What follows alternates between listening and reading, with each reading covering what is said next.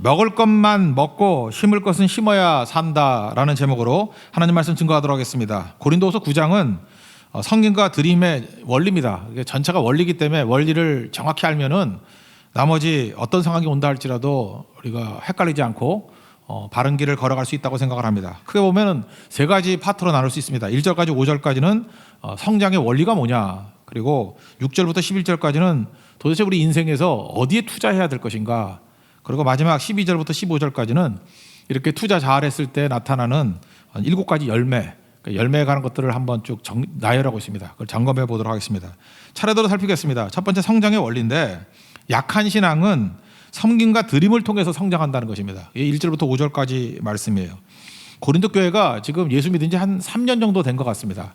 근데 이 교회는 믿고 이렇게 성장하는 과정 속에서 큰 넘어짐이 있었죠. 문제를 많이 일으키고, 사도 바울이 뭐 사도도 아니다 뭐 이런 거 의심하고, 또 뭐 선지자들이 와가지고 뭐 얘기하면 다 흔들리고, 그러니까 초신자들이 좀 그렇잖아요. 근데 이 교회는 많이 흔들렸던 교회라는 것입니다. 그래서 사도 바울이 지금 믿음 안에서 잘 성장되기를 원한다. 그래서 성장에서 필요한 건 뭐냐? 성김과 드림이 꼭 필요한 것이다. 그리고 8장에 보면은 고린도 교회를 성장시키기 위해서 예를 들었습니다. 마게도냐 교회, 그러니까 뭐 빌립보 교회라든지 데살로니가 교회겠죠. 이 교회가 예루살렘 교회가 기근을 당해서 어려움 당한다 그러니까 얼마나 잘 헌신했는지 아느냐, 이렇게 설명을 해줬더니 이 고린도 지역을 아가야라 그러거든요. 특별히 그거를 역사상에서는 펠로폰네소스 반도라 그래요. 펠로폰네소스 전쟁이 있었죠.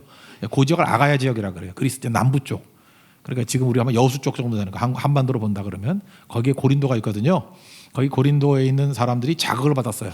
그래서 우리도 하면 되죠. 우리도 뭐 우리 더 부자 아니에요. 그래서 헌신하게 되었다는 것입니다. 그래서 사도 바울이 너무 기뻐서 그 얘기를 듣고 다시 북쪽에 있는 마게도냐 교회를 향해서 자랑을 했다는 거예요.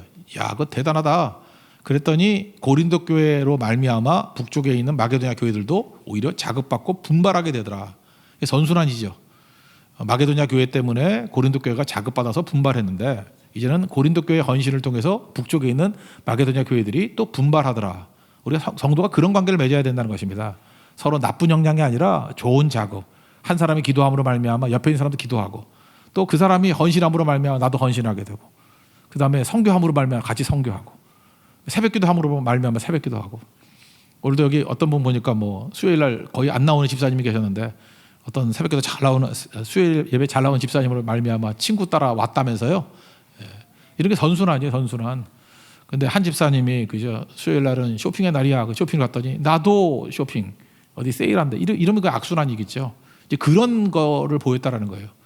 그러니까 수요일 날 계속 잘 나오는 집사님은 마게도냐 집사님이고, 그죠? 안 나오다 나온 집사님은 고린도 집사님, 그죠?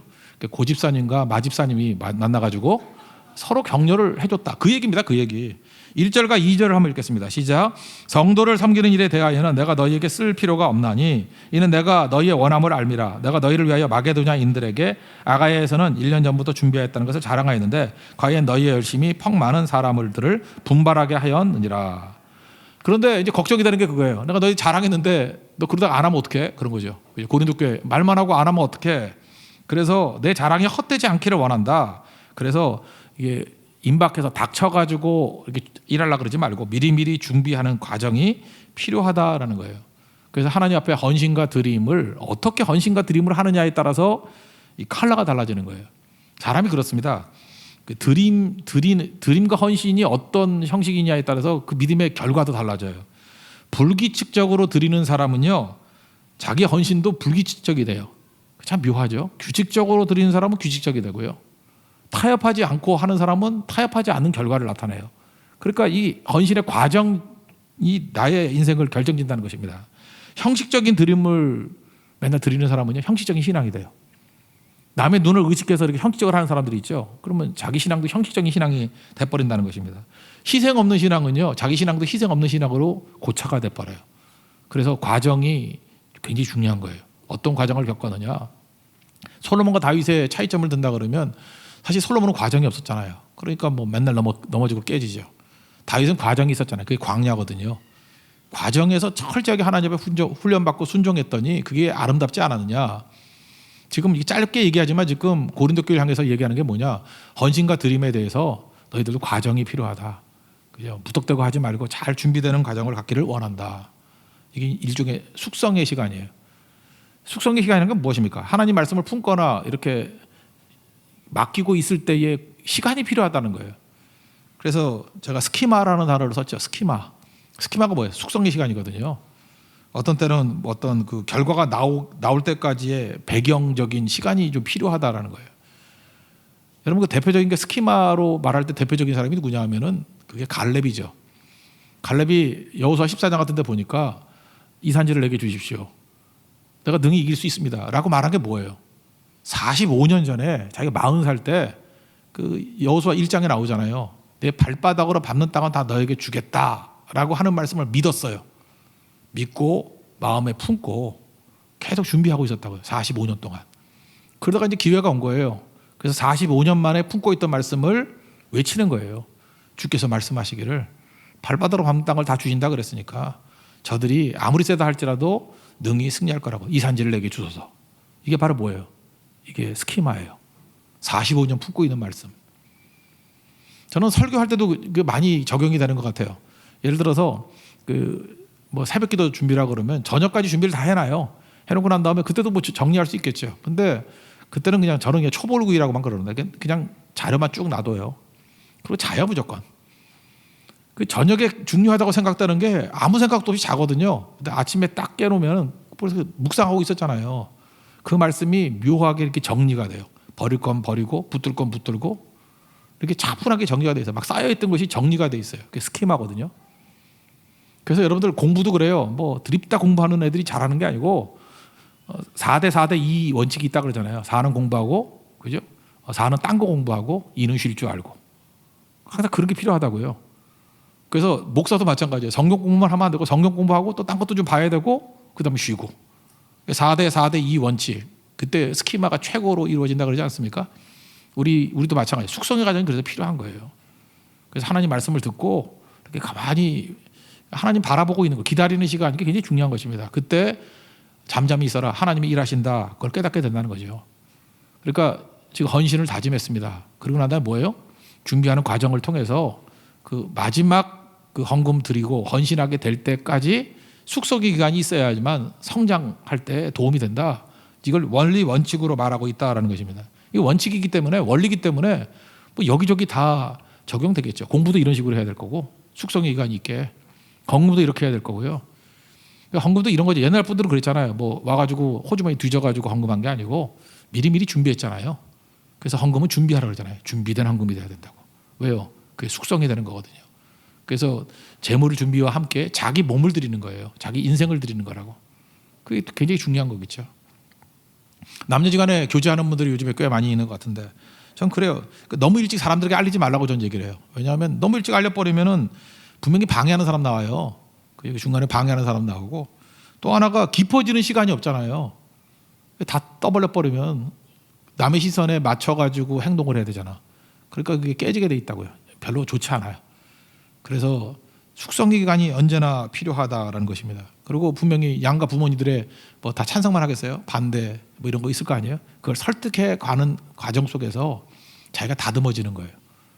되게 중요한 겁니다. 근데 철없는 애들, 쪼다 같은 애들은 뭐 만나자마자 일주일 만에 떠들고 그러니까 맨날 뭐 만났다 해도 가벼운 인간 돼버리는 거죠.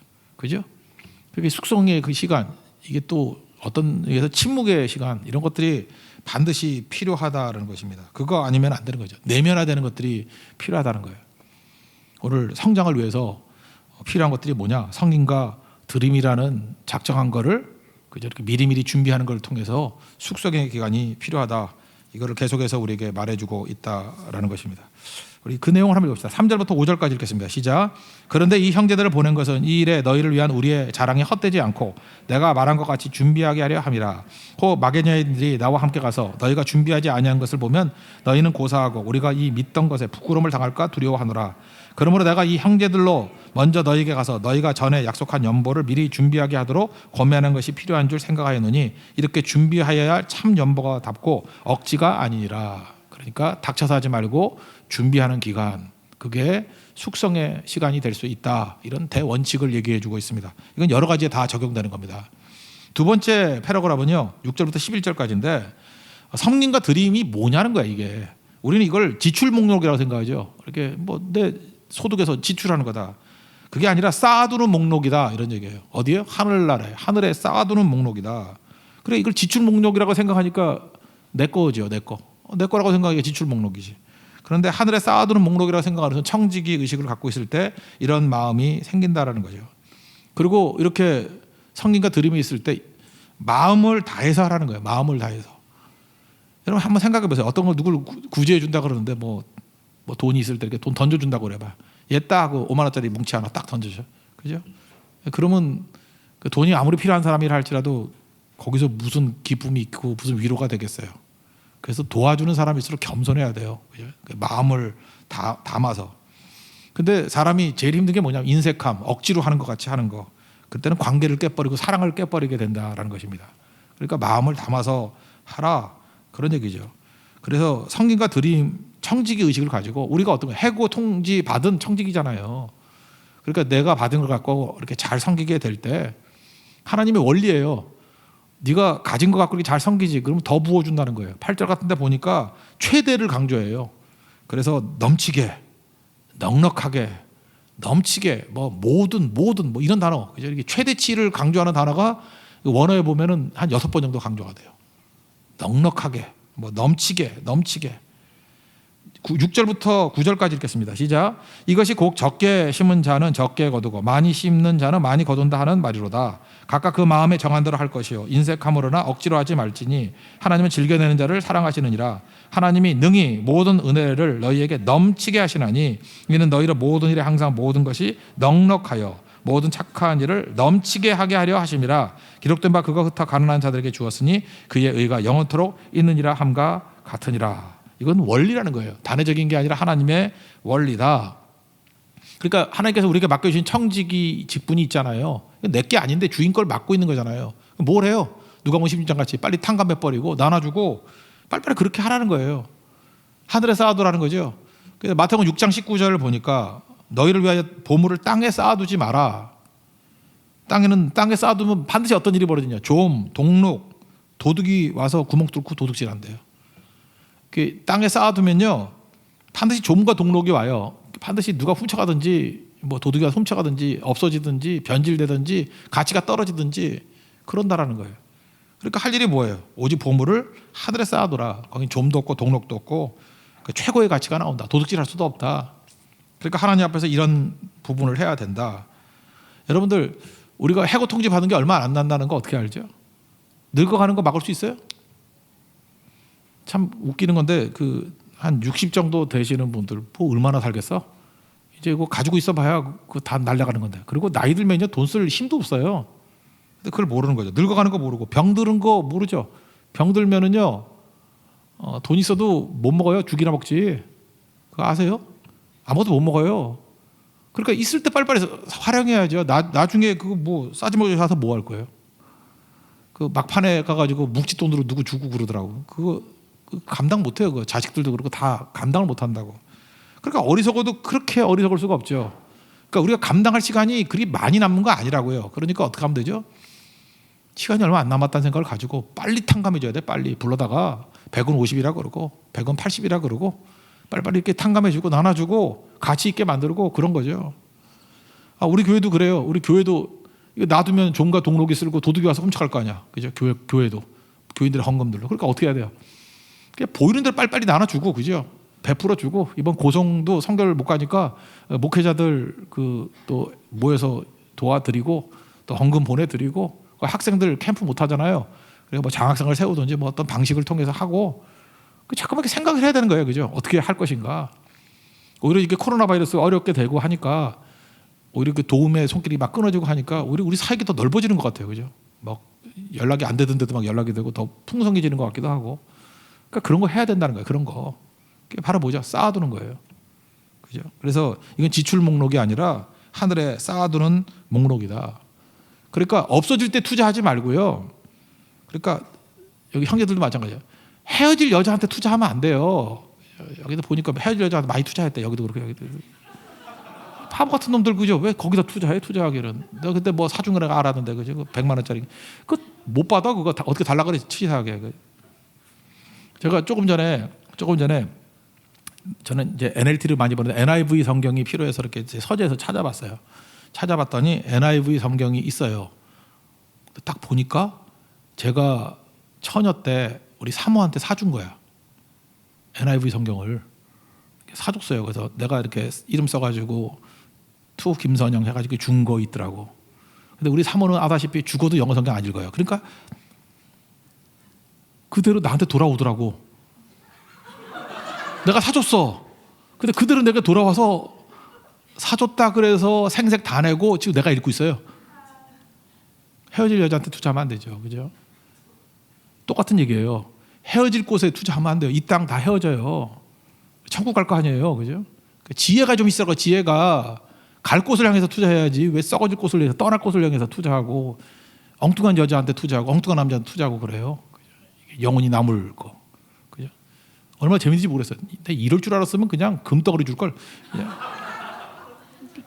주면 얼마나 좋아했겠어. 그러면 다 내 거지. 그죠? 왜냐? 계속 만날 사람이니까. 그죠?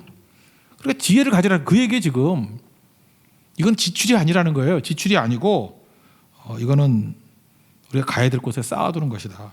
이건 지혜다. 이렇게 얘기를 합니다. 그러면서 하나님께서 우리에게 말씀하시기를 원칙을 얘기를 하는데 하나님께서 우리에게 공급해 주시는데 두 가지를 공급해 주신다는 거예요. 반드시에 이건 먹을 것을 주시고요. 일용할 양식. 그 일용할 양식만 주시느냐? 아니에요. 심을 걸 주신다는 거예요. 그러니까 하나님께서는 항상 우리에게 약간은 더 주시죠. 더 주시니까 우리가 죽지 않고 살아있는 거지. 더 주셨는데 더 먹어서 과식해서 살찐 거 아니야. 그죠? 그런 거잖아. 일종의 적정하게 먹었으면 우리가 몸매도 멋있을 거고 막 그럴 거 아니에요. 그죠? 어떤 때는 적정하게만 했으면은. 그러니까 생각을 해야 할 게 뭐냐면 하나님이 내게 맡기신 거, 내 청직인데 내게 맡기신 것은 청직이니까 내가 먹을 거 먹으라는 거예요. 굶고 일하라는 거 아니에요. 먹을 것 플러스 심을 것. 심을 건 반드시 심어야 된다는 것입니다.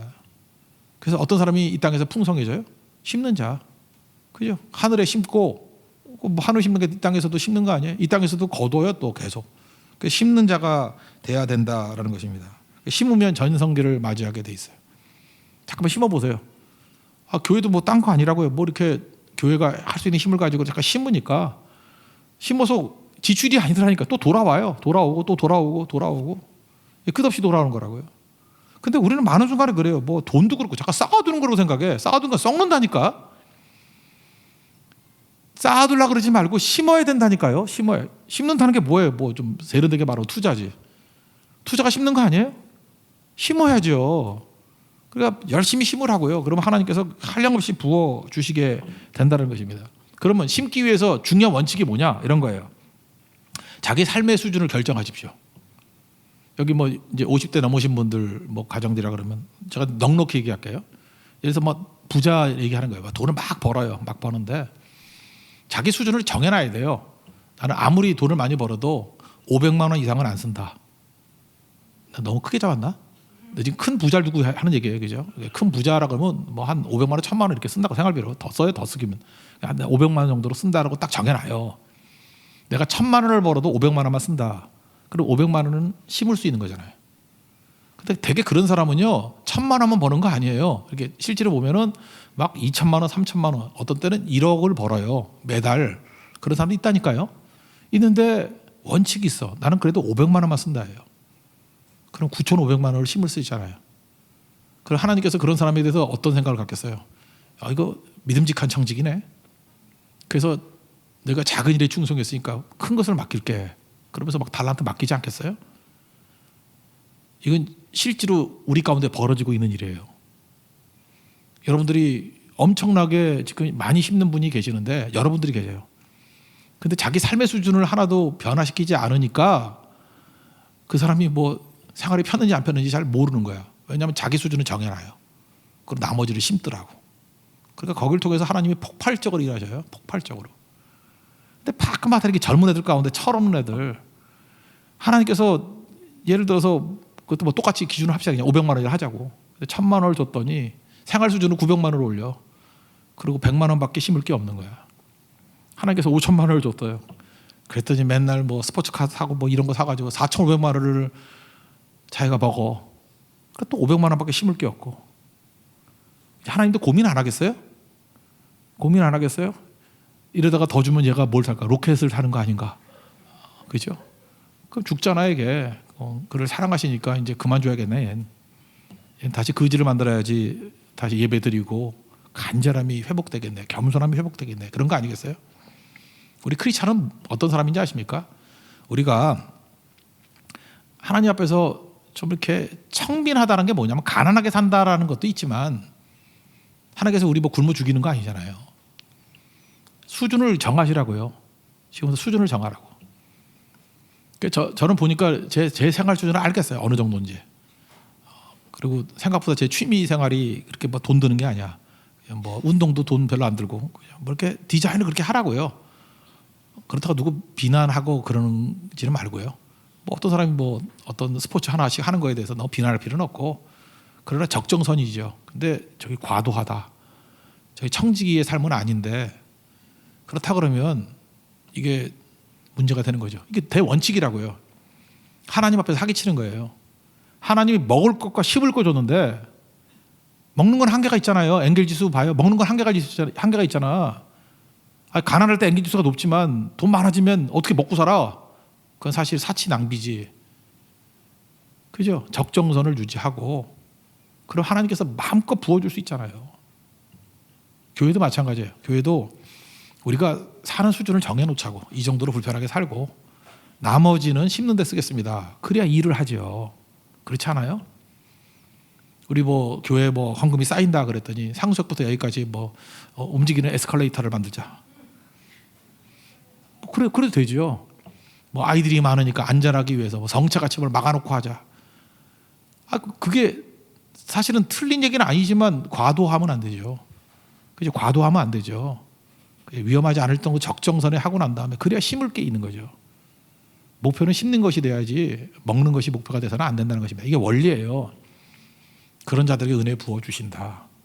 고린도께 주시는 말씀이에요. 그래서 우리가 무슨 꿈이 돼야 돼요? 저는 우리 성도들이 이런 기도 많이 했으면 좋겠어요. 하나님, 내가 10%만 먹는 데 쓰고 90%는 심기를 원합니다. 기도도 못해요. 기도하세요. 그 얘기는 뭐죠? 참 어마무시한 기도예요. 내가 500만 원만 갖고 살겠는데, 그죠? 그거 10배가 얼마야? 5천만 원 벌겠습니다 하는 똑같은 얘기죠. 그죠? 그렇잖아요. 10% 갖고 우리가 생활할 수 있게 해주세요. 11조가 아니라 10%로 살게 해주시고 90%를 심게 해주세요. 그런 사람은 이제 무한대로 커질 수 있다는 것입니다. 하나님께서 그 믿고 맡길 수 있는 청직이잖아요. 그런 청직이 되라. 이런 걸 우리에게 말씀하고 있다라는 것입니다. 10절 11절 한번 읽겠습니다. 시작. 심는 자에게 씨와 먹을 양식을 주시는 이가 너희 심을 것을 주사 풍성하게 하시고 너희 의의 열매를 더하게 하시리니 너희가 모든 일에 넉넉하여 너그럽게 연보를 하면 그들이 우리로 말미암아 하나님께 감사하게 하는 것이라. 그러니까 우리가 지금 성경과 드림은 지출 내역이 아니라 쌓아두는 내역이에요. 하늘에 쌓아두는 내역. 그러니까 뭐예요? 많이 심는 하나님의 종이 되라. 이게 영적 원리예요. 많이 심을 수 있는 하나님의 종 되기를 원합니다. 이렇게 살면은 이제 결과적으로 어떤 열매를 거두게 되느냐? 7가지 열매가 12절부터 15절까지 나옵니다. 이게 뭐 짤막짤막하게 할게요. 먼저 첫째는 성도들의 부족한 것을 보충한다는 거예요. 12절 앞부분 보세요. 이 봉사의 직무가 성도들의 부족한 것을 보충할 뿐 아니라 이런 얘기가 나오죠. 그러니까 하나님께서 각자 다른 걸 주셨거든요. 근데 서로를 이렇게 섬겨주면은 부족한 것들이 보충이 되는 거예요. 그러니까 내가 더 가진 게 있어요. 더 가진 게 사명이라고. 그거 도와야 되죠. 지난주 젊은이 예배 때 제가 그 어떤 목회자가 쓰신 따로 또같이라는 부제는 동행의 법칙이에요. 이런 제가 시를 하나 설명했는데 시지만 설명을 해드릴게요. 태어나서 죽을 때까지 왼손은 왼손, 오른손은 오른손이다. 맞죠? 살아있는 동안 왼손은 왼손의 길을 걷고 오른손은 오른손의 길을 걷는다. 그것도 맞죠? 그러나 따로따로 놀아서는 안 된다. 왜? 한 몸이기 때문에. 그러면서 이제 구체적인 적용을 하는 거예요. 한 몸이 오른손과 왼손이 각각 지쳐서 어떻게 일하는 것이냐. 일할 때 작은 일 따위는 각자 알아서 하라. 뭐 지저분하게 조그만 일 갖고 뭐 협력 그러고 뭐 이러지 말고 그냥 알아서 처리해요. 각자 노생하라고. 그죠? 징징이 되지 말고 뭐 자기가 할 수 있는 거 자기가 해야지. 작은 일은 자기가 할 수 있는 거 자기가 해야 돼요. 잠깐만 작은 일 갖고 도움 받으려고 그러면 그건 거지근성이지. 그죠? 그러고 살아야 된다는 거예요. 그러나 무거운 항아리를 들 때는 함께 들어야 되죠. 오른손과 왼손이 함께 할 수 있는 게 뭐예요? 무거운 항아리 들 때 함께 해야 되죠. 더 무거운 항아리는 두 사람이 함께 들어야죠. 오른손, 나의 오른손 왼손, 너의 오른손 왼손 다 필요한 거라고. 그러나 맞잡지는 말아야 될지니. 우리가 교제 좋아한다고 예루살렘 교회 같이 맨날 손 맞잡고만 다녀. 이를 언제? 맞잡을 때는 오로지 기도하고 예배할 때만 맞잡는 거고, 그 다음에는 요즘엔 사회적 거리 그러잖아요. 사회적 거리가 아니라 사역적 거리가 필요해. 웬만큼 떨어져서 물건 들 때만 사역 앞에 손을 대는 거예요. 같이 집중해서 같이 드는 거지. 손 맞잡을 때는 이건 예배와 기도할 때예요. 일할 때는 너무 가까이 있는 거 아니라고. 참 너무 의미가 깊죠. 이게 따로 또 같이 동력의 원리다. 저는 이게 굉장히 중요하다고 생각을 합니다. 하나님 앞에서 이런 것들 꼭 해야 된다는 거예요. 우리 부족함들을 오른손과 왼손 같이 보충하려 함이라. 그래서 옆 사람이 필요해요. 너 돈 많으니까 좋다 징징대면서 내 거 아니에요. 내가 벌어서 내가 뛰어야지요. 그래 더 큰 사역이 있을 때 있잖아요. 그저 누구 섬기고 뭐 선교하거나 할 때 그때 더 많은 힘이 있는 사람들 그것도 받을 수 있는 거죠. 그죠? 그렇게 할 수 있는 거고, 또 어떤 크나큰 일을 할 때는 서로의 손, 오른손과 왼손이 다 합쳐져 가지고 그 일에 집중하는 거. 그래서 일을 이루어내는 거.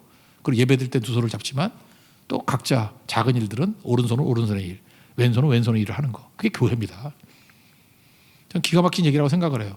하나님 앞에서 이 동역의 원리를 깨닫는다 그러면 서로 부족한 것들을 보충해가면서 하나님의 일을 충실히 할 수 있다고 생각합니다.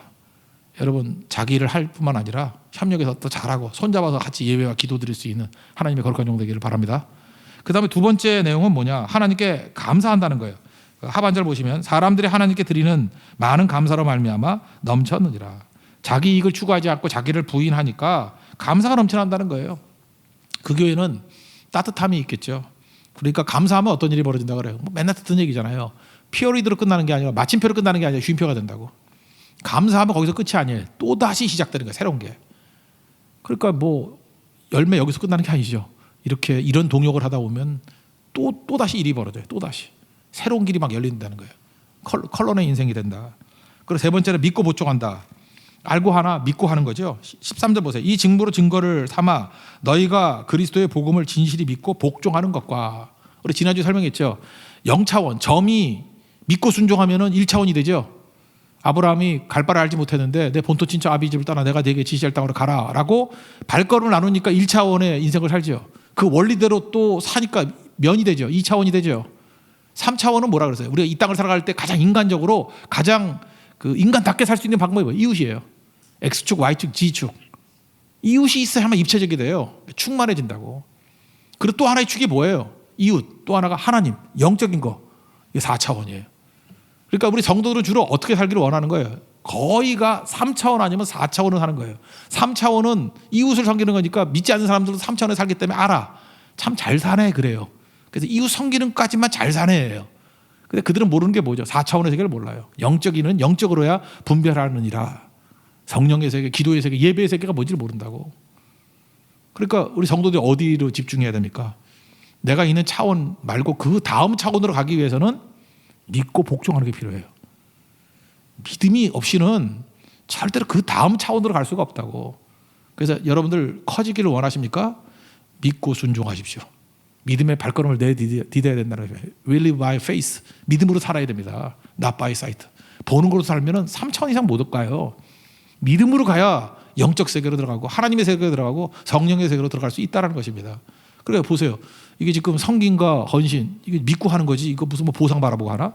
그럴 때 내가 상상도 못한 세계를 또 체험하게 된다는 것입니다. 그리고 넷째는 뭐예요? 하나님께 영광이 된다. 영광은 언제나 임재를 얘기해요. 하나님의 임재가 있으면 승리죠. 그 하반절을 보면 그들과 모든 사람을 섬기는 너희의 후한 연보로 말미암아 하나님께 영광을 돌리고, 그러니까 하나님의 임재가 있기 때문에 항상 승리가 있다라는 거예요. 주님이 임하시는 곳에 승리가 있는 거죠. 그죠? 주님이 임하시는 곳. 이게 꺼지지 않는 불꽃이 임하게 되니까. 그 다음에 다섯 번째는 간구함이죠. 중보기도. 14절 보시면 또 그들이 너희를 위하여 간구하며, 가난한 사람들을 위해서 중보기도 하면요. 여러분들 인생이 그런 인생이 돼야 돼요. 그러니까 누가 돕죠. 그러면 그들이 우리를 위해서 기도해 준다고. 그러니까 부한 사람이 있습니까? 그럼 가난한 사람을 돕고 그 가난한 사람들이 그 부한 사람을 위해서 기도하는 인생이 되라고요. 그 루키 보면 보아스가 그랬죠. 보아스가 뭐 가난한 사람 잘 도우니까 도움 받는 사람들이 보아스를 날마다 축복하잖아요. 그죠? 그 보아스가 하는 인사말이 뭐였어요? 맨날 God be with you. 하나님이 너와 함께하기를 원한다. 그럴 때 주변에 많은 사람들이 보아스를 향해서 이구동성으로 룻과 나오미 밑에 있는 배는 사람들 뭐라 그래요? God bless you. 하나님이 너에게 복 주기를 원한다고. 누가요? 가난한 사람들이. 도움받은 사람들이. 여러분, 그래서 최고의 인생이 뭐냐면 여러분이 도움 준 사람들의 입에서 여러분들을 향해서 축복하고 중보기도 하는 그 목소리가 나와야 된다는 거예요. 그게 진짜죠. 우리 교회 지금 우리 선교사님들 또 네팔 분들 이렇게 편지 오는 거 보니까 감사하대요. 그러면서 해드릴 게 없어서 우리 교회 위해서 우리 사역 위해서 날마다 기도한다고. 그 선교사님들 또 거기 사역자들 그런 거 매번 와요. 올 때마다 정말 기쁘거든요. 왜 그래요? 그들의 축복을 정말 받고 싶었거든요. 그들의 축복을 받고 싶었어요. 그들이 우리를 축복해 준다는 게 얼마나 감사한지 모르겠어요. 축복해 주고, 그죠? 그들의 중보기도가 있다는 게 얼마나 든든한지 모르겠어요. 중보기도 주잖아요. 우리도 중보기도 하고 거기도 중보기도 하고. 이게 열매라는 거예요. 열매. 반드시 이런 일들이 있어야 된다라는 것입니다. 그리고 6번째는 사모함으로 하나가 된대요. 그 뒷부분 보시면 하나님이 너희에게 주신 지극한 은혜로 말미암아 너희를 사모하느니라. 사랑한다는 게 뭐예요? 서로 보고 싶어하고 기다려지고 그러는 거죠. 그래서 연합해서 하나가 되는 모습이 있더라. 마지막은 뭐죠? 은사로 인해서 감사한다 이런 얘기가 나오죠. 은사로 인해서 감사한다. 9장 마지막 말할 수 없는 그의 은사로 말미암아 하나님께 감사하노라. 은사가 뭐예요? 하나님 선물 아니에요? 하나님이 더 선물 주신다는 거예요. 작은 일에 충성했더니 더 많이 주신다. 이거 굳이 제가 설교하니까 7가지 나열을 했지만 7가지 이거 생각하면서 뛰는 사람이 누가 있겠어요? 할 일이 뭐죠? 하나님께서 우리에게 주신 모든 것을 가지고 열심히 하늘에 쌓는 일들, 먹을 거 정해놓고 나머지 다 심는 데 집중하면은 지금 7가지로 나열해도 이게 다 못할 정도로 엄청나게 많은 것들이 사실은 자동적으로 종합적으로 우리에게 임하게 된다는 것입니다. 이건 이제 분석하자고 얘기한 거지 이거 기억할 필요는 없어요. 우리의 삶에 있어서 모든 축복과 풍성함들이 이것을 통해서 부어지게 된다는 것입니다. 우리는 청직이라는 거 잊지 마시고 다 주의 것입니다. 주님께서 우리에게 해고 통지해 놓은 청직이에요. 지혜로운 청직이 되십시오. 빨리 탕감해 주고요. 빨리 나눠주고요. 빨리 심고. 그죠? 그러면 우리도 풍성할 뿐만 아니라 그들도 풍성해지고 서로가 다 살아나는, 그래서 마귀의 나라를 무너뜨리고 하나님의 통치가 이루어지는 나라가 임하는 일들이 벌어지게 된다는 거예요. 이것이 우리 속에서 그대로 실증되고 열매를 거둘 수 있는 하나님의 종되기를 축원합니다. 자리에서 나가겠습니다. 은혜 아니면 찬양하겠습니다.